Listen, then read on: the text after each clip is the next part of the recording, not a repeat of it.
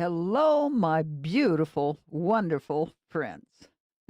It's so lovely to be back. I've missed coming into my little studio here and speaking with you. I did have a good time out on the ocean sending a few little shorts, but I'm very happy to be back. Mexico is quite the place, and I learned a lot, and I'm making some plans for Mexico, or God is, but we'll be talking about those. Today, beloved, by the way, this is Mama's Chronicles. If you haven't been to this channel before, this is Mama's FireSide Chronicles. I'm Pawnee, and I'm bringing you these. I try to do a couple of videos a week, so you keep your eye peeled. Please subscribe, like, and share.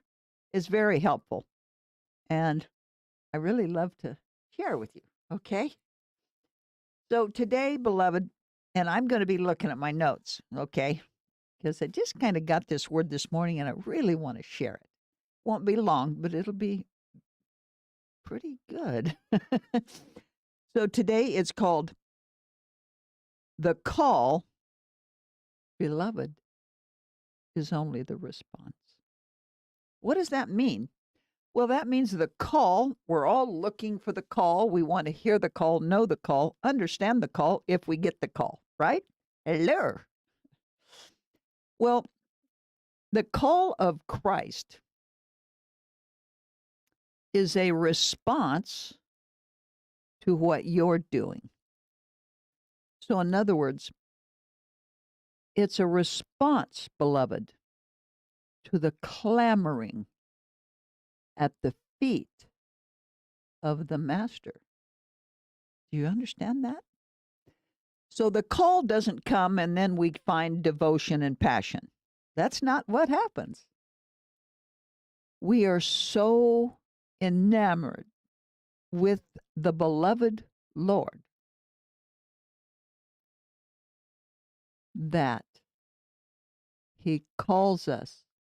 You know, when I was a little girl, I adored my mother. What an amazing, wonderful woman she was. Much more gentle in nature than I find myself. Lovely woman. But she was a great cook and just a neat woman, willing to work. Great. So when she was home, and she wasn't home all the time, she worked outside the home as well as in the home. When she was at the house, I would clamor at her feet. She was in the kitchen. I was right there, literally underfoot. Literally underfoot. Now, why? Because I was so in love with my mother. Okay? I just wanted to be around her. I didn't care what we did. I couldn't see anything except her when she was there. I wanted to do things that pleased her. So I would do something. I was always watching to see if she was pleased with what I was doing because I was so in love with her. I just thought so much of her. I thought she was the most beautiful, wonderful woman I'd ever seen, and I still do, beloved. The point is, she would call me and say, "Pon, here, come here, baby girl. Peel these potatoes, or do this, or do that." Why? To get me out from underfoot. Jesus Christ told a parable. I call it the angry judge, because he wanted us to know the judge was just angry. The judge was like, ooh, wasn't really angry. He was just frustrated. Why? The woman that had had some issue with her properties, her husband had passed and she had trouble with her properties, and somebody was taking advantage of her. Well, she kept coming, "Lord, Lord, Lord, Lord. Lord, judge, judge, judge, judge. I need help, I need help, I need help." Well, she continued on.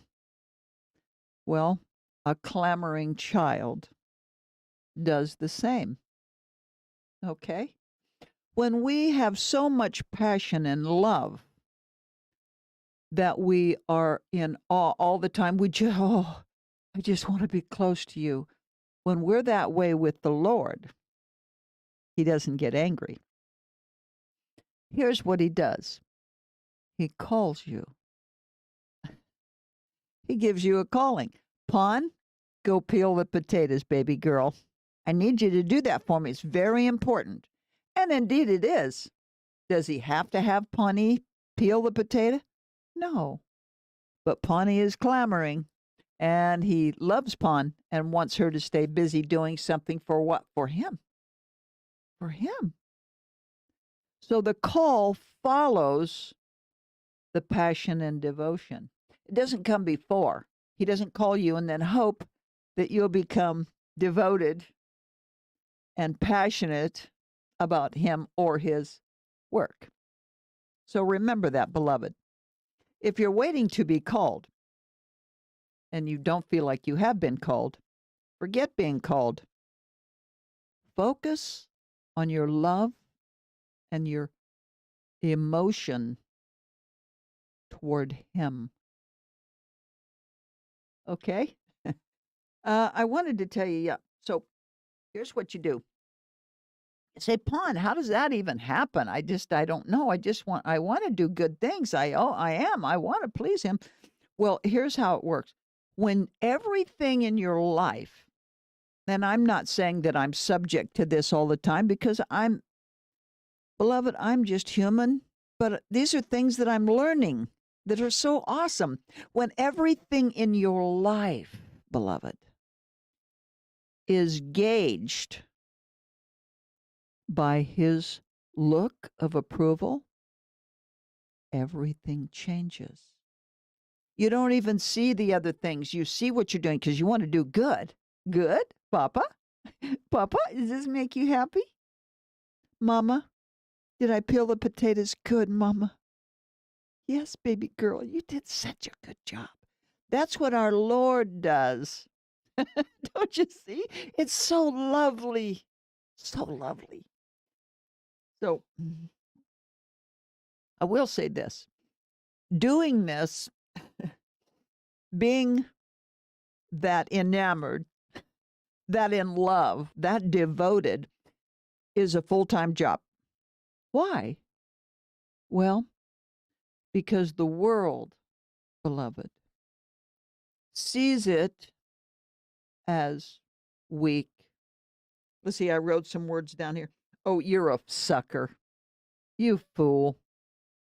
You stooge. I can't even see this person. You must be crazy.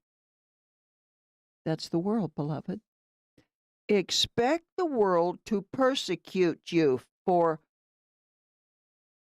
being in love with Jesus. They can't even see him, let alone be in love with him. They can't hear.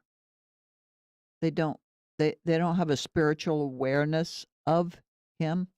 They may be very tuned into the world or even stuff in the universe or whatever.